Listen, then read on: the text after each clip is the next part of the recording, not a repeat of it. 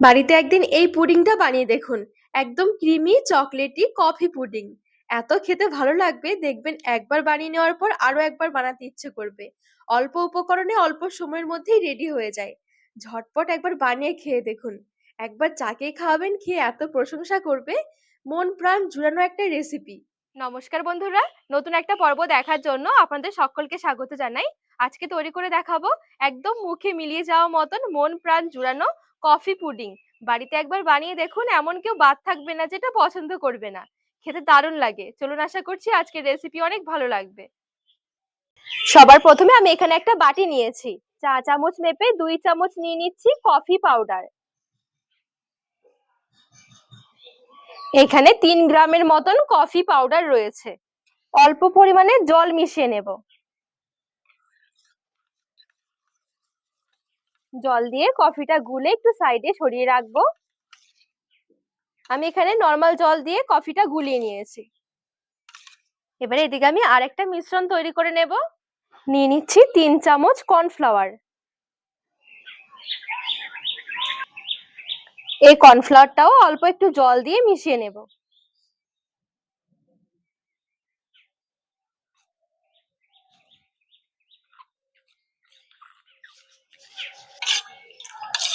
এবারে কর্নফ্লাওয়ার মেশানো মিশ্রণটা আমি একটু সাইডে সরিয়ে রাখছি। পুডিংটা বসানোর জন্য আমি এদিকে নিয়েছি কয়েকটা 1 টাইম কাপ। এই কাপের মধ্যে আমি পুডিং সেট করব। আপনারা চাইলে কিন্তু যে কোনো পাত্রও নিতে পারেন। প্রথমে আগে কাপগুলো সেট করে রাখবো, মানে রেডি করে রাখবো, এতে করে পুডিংটা জমাতে অনেকটা সুবিধা হবে। এবারে প্রত্যেকটা কাপের মধ্যে আমি অল্প অল্প করে একটু চকলেট সস নিয়ে নিচ্ছি।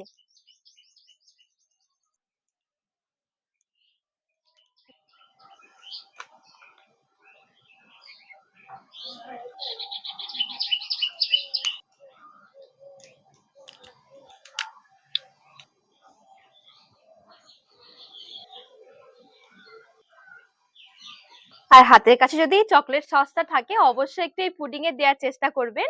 এতে করে ফ্লেভারটাও খুব সুন্দর আসবে আর খেতেও ভালো লাগবে। যদি ছোটটা থেকে থাকে, দেখবেন এত পছন্দ করবে।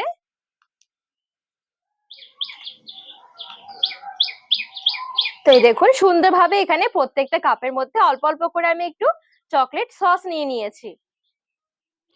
আর আমি এখানে এই চকলেট সসটা ব্যবহার করেছি।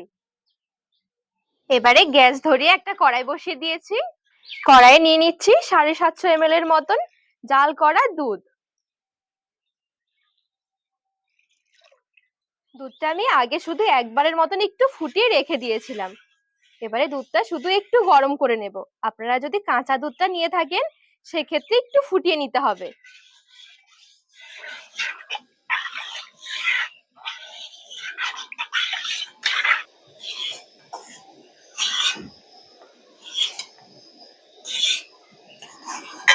তো এখানে দুধটা সুন্দরভাবে একটু ফুটিয়ে নিয়েছি। এবারে এদিকে যে আমি মিশ্রণগুলো তৈরি করে রেখেছিলাম, একটা কফির আর একটা কর্নফ্লাওয়ারের, তো এবারে এই মিশ্রণগুলো দেব। প্রথমে আমি কফির মিশ্রণটা দিচ্ছি।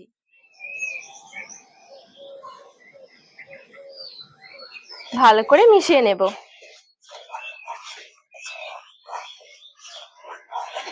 এবারে আমি এখানে নিয়েছি চিনি। চিনির স্বাদটা আপনারা অবশ্যই একটু বাড়িয়ে কমিয়ে নিতে পারবেন। আর এখানে খুব বেশি একটা মিষ্টি ভালো লাগবে না, আমি অল্প পরিমাণে চিনি দিচ্ছি।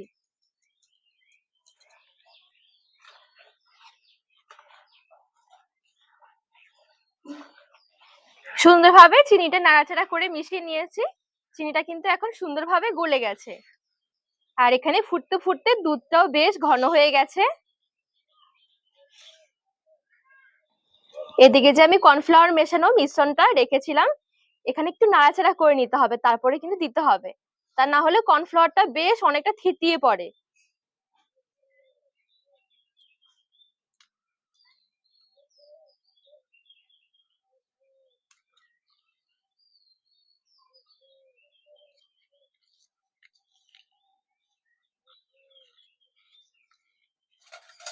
এবারে এখানে অল্প অল্প করে দেবো আর মেশাতে থাকবো।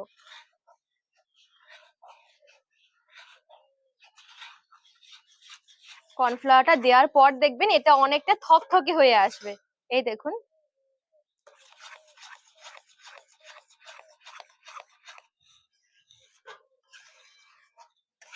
আর এই পর্যায়ে অবশ্যই গ্যাসের আঁচটা একদম হালকা রেখে দিতে হবে। কর্নফ্লাওয়ারটা মেশানোর পর দেখবেন অনেক বেশি এটা রান্না করা যাবে না, অনেকটা থকথকে হয়ে আসবে। আবার কিন্তু এখানে অনেক বেশি কিন্তু এটা শুকিয়ে ফেলা চলবে না, ঠিক এরকম একটা ঘনত্বে রাখতে হবে। কর্নফ্লাওয়ারটা দেওয়ার পর জাস্ট আমি 2 থেকে 3 মিনিটের জন্য একটু নাড়াচাড়া করে নিয়েছিলাম। এবারে আঁচটা বন্ধ করে নামিয়ে নিচ্ছি। এবারে এখান থেকে আমি অল্প অল্প করে নিয়ে নিচ্ছি। এবারে কাপের মধ্যে সেট করে নেব।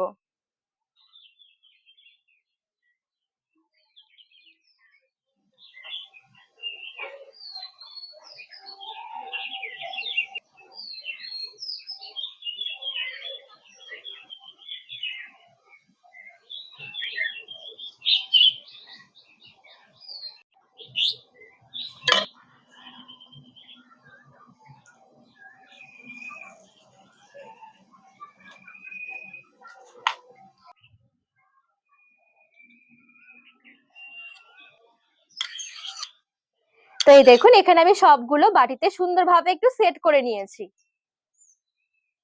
এবারে এই পুডিং এর বাটিগুলো আমি 30 মিনিটের জন্য একটু ফ্রিজে রেখে ঠান্ডা করে নেব, ততক্ষণে সুন্দরভাবে এগুলো সেটও হয়ে যাবে। তো 30 মিনিট পর আপনাদেরকে দেখাচ্ছি পুডিং গুলো কেমন হয়েছে। তো এখানে আমি বেশ কিছুক্ষণ রেখে দিয়েছিলাম ফ্রিজে, মোটামুটি 30 মিনিট রাখলেই হয়ে যাবে। এগুলো একটু ঠান্ডা ঠান্ডা খেতেই বেশি ভালো লাগে। দেখবেন 30 মিনিটের মধ্যে সুন্দরভাবে এটা সেটও হয়ে যাবে। ওপরে একটু চকলেট দিয়ে সাজিয়ে নিচ্ছি। এটা অপশনাল, তবে দিলে একটু খেতে বেশি ভালো লাগবে। রেডি হয়ে গেল একদম মুখে মিলিয়ে যাওয়া মতন নরম তুলতুলে একটা পুডিং রেসিপি। কফির এত সুন্দর একটা ফ্লেভার থাকে, একবার শুধু বানিয়ে দেখবেন, খেতে দারুণ লাগবে। এই দেখুন মুখে দিতেই একদম মিশে যাবে, একদম ক্রিমি একটা টেক্সচার থাকে। কতটা লোভনীয় লাগছে দেখুন।